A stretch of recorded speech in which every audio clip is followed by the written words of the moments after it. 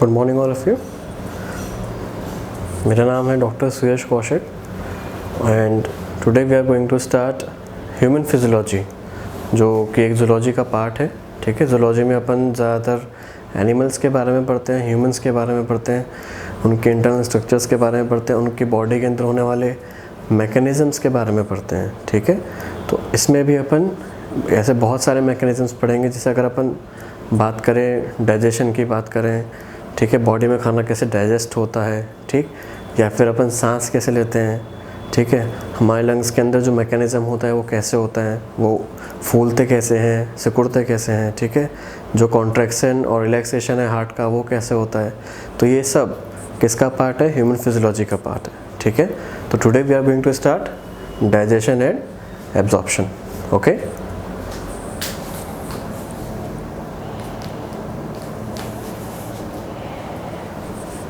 First of all हमें पता होना चाहिए कि डाइजेशन क्या चीज़ है। डाइजेशन क्या है? Simple, the breakdown of complex food substances और complex food particles into smaller और सिंपलर वंस। ठीक है, by the activity of various enzymes. ठीक, अगर मैं डाइजेशन की बात करूं तो डाइजेशन क्या है?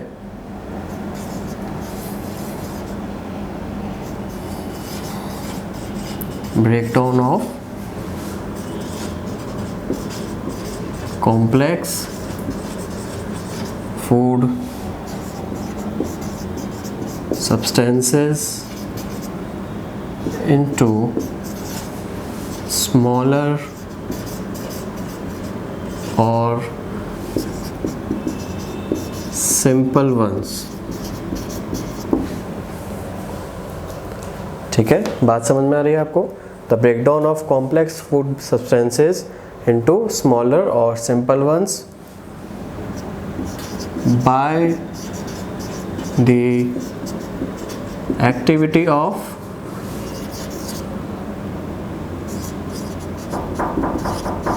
Various enzymes. ठीक है, complex food particles into smaller and simple ones, activity of various enzymes. ठीक, मतलब जो अपन ने खाना एंगल्फ किया, जो अपन ने खाना खाया, वो तो एक फूड बॉल के फॉर्म में अपन ने इंजेस्ट कर लिया। ठीक है, उस प्रोसेस को अपन क्या बोलते हैं? इंजेशन। जो आप खाना खा रहे हो, आपने खाना चबाया, मैस्टिकेशन कहते हैं उसको। ठीक है, मैस्टिकेशन के बाद आपका फूड बॉल बन जाता है, जिसको अपन क्या बोलते हैं? Bolus of food. ये जो आपको दिख रहा है ना यहाँ पे, ये क्या है? Food ball. ठीक, तो इस फूड बॉल को अपन एंगल्फ कर लेते हैं। इस प्रोसेस को कहा जाता है इंजेशन। ठीक है, इंजेशन के बाद स्टार्ट होता है डाइजेशन। अब डाइजेशन कैसे स्टार्ट होता है? आपने खाना एंगल्फ किया, फूड बॉल एंगल्फ किया, एंगल्फ करने के बाद वो फेरिंग्स से होता हुआ सीधा फूड पाइप, जिसको अपन क्या बोलते हैं? ईसोफेगस। ये क्या है? Food pipe. ठीक है, फूड पाइप के अंदर ट्रांसफ़र हो जाता है और ईसोफेगस से होते हुए वो कहाँ चला जाता है? स्टमक के अंदर। आ रही बात समझ में? ठीक, ईसोफेगस से होता हुआ कहाँ चला जाता है? स्टमक के अंदर। और स्टमक के अंदर जाने के बाद उसका डाइजेशन का प्रोसेस स्टार्ट हो जाता है। ठीक है, और वो किससे स्टार्ट होता है? ऑब्वियसली वहाँ पे बहुत सारे एंजाइम्स हैं, जैसा कि आपको पता होगा। स्टमक के अंदर HCl भी रिलीज़ होता है, तो HCl भी फूड के डाइजेशन में हेल्प करता है। ठीक है, जो बिगर कॉम्प्लेक्स फूड पार्टिकल्स है उसको छोटे छोटे पार्टिकल्स में ब्रेक कर देता है। ठीक, इस प्रोसेस को अपन बोलते हैं डाइजेशन। आ रही बात समझ में आपको? ठीक है,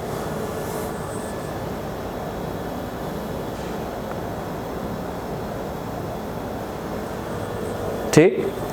अब इस डाइजेशन के बाद मैं आपको ब्रीफ में समझा रहा हूँ अभी। डाइजेशन के बाद क्या होता है? जब खाना स्टमक के बाहर होता हुआ, स्टमक के बाहर से होता हुआ, जैसे यहाँ से स्टमक से रिलीज़ हो गया, स्टमक से रिलीज़ हुआ, रिलीज़ होने के बाद उसके अंदर जितने भी मिनरल्स हैं, जितने भी विटामिन्स हैं, प्रोटीन्स हैं, जो भी एक अपने लिए जो बेनिफिशियल जितने भी मिनरल्स मिलते हैं उसके अंदर उस फूड से, उन सब का एब्जॉर्प्शन होता है। आ रही बात समझ में? अगर आप डायग्राम में देखेंगे तो स्टमक अपन को दिख रहा है, ठीक। स्टमक से जब खाना एग्जिट होता है, ठीक है, तो खाना एग्जिट होने के बाद सबसे पहले कहाँ जाता है? स्मॉल इंटेस्टाइन, जिसका स्टार्टिंग पार्ट आपको दिख रहा होगा वहाँ पे ड्यूोडेनम। ठीक, ये दिख रहा है आपको, यहाँ से स्मॉल इंटेस्टाइन स्टार्ट हो जाती है। स्मॉल इंटेस्टाइन का स्टार्टिंग पार्ट है ड्यूोडेनम। ठीक है, ड्यूोडेनम, उसके बाद आता है जेजुनम एंड लास्ट में इलियम। ठीक, so these three combine together to form small intestine, जो कि बहुत ही हाईली कॉइल्ड स्ट्रक्चर हुआ है, जैसा कि आपको डायग्राम में नज़र आ रहा होगा, एक बहुत ही हाईली कॉइल्ड स्ट्रक्चर होता है। ठीक है, उसके बाद यहाँ पे जितने भी आपको ऑर्गेनिक कंपाउंड्स या मिनरल्स या विटामिन्स जो रिलीज़ हुए फूड से डाइजेशन के बाद, वो सारे के सारे यहाँ पे एब्जॉर्ब हो जाते हैं। ठीक है, तो टेक्निकली स्मॉल इंटेस्टाइन के अंदर क्या हो रहा है? एब्जॉर्प्शन, जो अपन ने यहाँ पे लिखा है ना कि डाइजेशन एंड एब्जॉर्प्शन, तो पहले खाना डाइजेस्ट हुआ और डाइजेस्ट होने के बाद फूड का एब्जॉर्प्शन हो गया। तो एब्जॉर्प्शन कहाँ हुआ है? स्मॉल इंटेस्टाइन के अंदर, that is duodenum, jejunum and ileum. ठीक, अब कहाँ कहाँ क्या क्या एब्जॉर्ब होता है ये अपन फर्दर आगे पढ़ेंगे डिटेल में। ठीक है, बात समझ में आ रही है आपको? ठीक, तो ये है आपका एब्जॉर्प्शन। ठीक, अब पहले इसके लिए अपने को, भाई अपन ने यहाँ से पूरा देखा, ये जो मैं आपको स्ट्रक्चर दिखा रहा हूँ, ठीक है, ये स्ट्रक्चर भाई आप देख रहे हैं कि यहाँ पे अपर लिप, लोअर लिप, मतलब आपका माउथ की ओपनिंग हो गई। ठीक है, ये क्लोजिंग हो गई। ठीक, तो ये क्या है?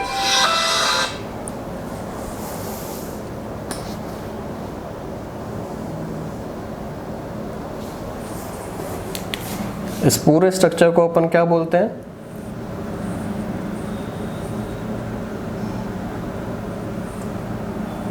ये जो पूरा स्ट्रक्चर है इसको बोला जाता है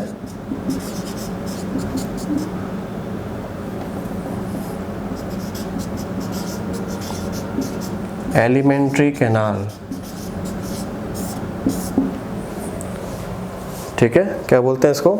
एलिमेंट्री कैनाल, जहाँ पे आपका डाइजेशन और एब्जॉर्प्शन का प्रोसेस होता है।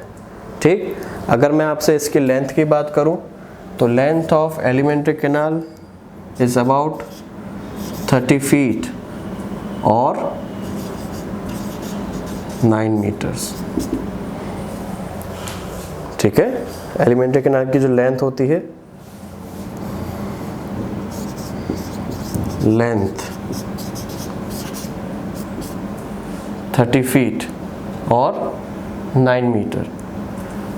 ठीक, एक बहुत ही हाईली कॉइल्ड स्ट्रक्चर होता है जिसकी मेजर जो लेंथ है, अगर आप मैं 30 फीट की भी बात करूँ, 9 मीटर की बात करूँ, तो इसमें से जो मेन पार्ट है वो स्मॉल इंटेस्टाइन और लार्ज इंटेस्टाइन में होता है। ठीक है, स्मॉल इंटेस्टाइन बहुत ही हाईली कॉइल्ड होती है।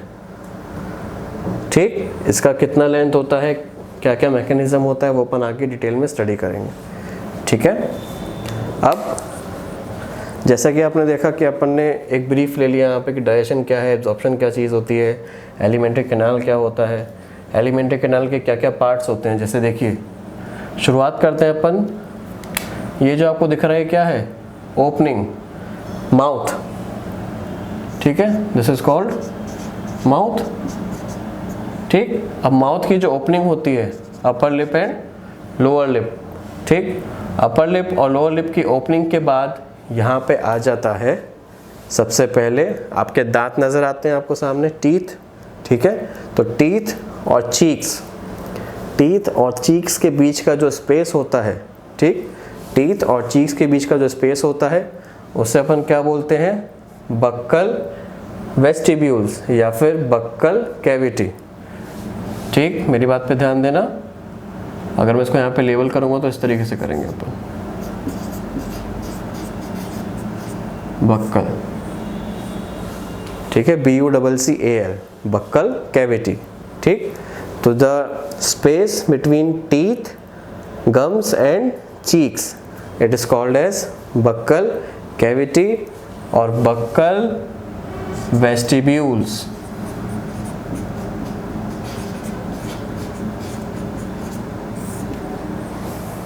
आ रही है बात समझ में? ठीक है, these are called buckle cavity और बक्कल वेस्टिब्यूल्स।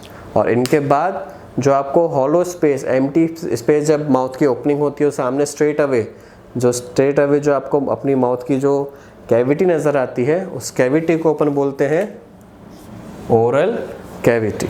आ रही है बात समझ में? इसको अपन क्या बोलते हैं? Oral cavity. ठीक, इस ओरल कैविटी के अंदर टीथ प्रेजेंट होते हैं, जैसा कि आपको दिख रहा है यहाँ पे ब्लू कलर से बना रखा है मैंने। These are teeth, tongue and palate. These are the 3 parts of oral cavity. ठीक है, आई बात समझ में आपको? Teeth, tongue, this is tongue and palate. ये जो अपर रूफ आपको नजर आ रहा है ना यहाँ पे, this is called palate. Palate क्या है? अपर रूफ, जो आपके ओरल कैविटी की जो अपर रूफ है, जो छत है, जहाँ पे आप अपनी टंग को अगर आप टच करेंगे तो आपको एक डिप्रेशन सा फील होगा। ठीक है, अगर इस डिप्रेशन को आप फील करेंगे तो उस डिप्रेशन, जहाँ पे आपको इस डिप्रेशन फील हो रहा है, उसको अपन क्या बोलते हैं? पैलेट।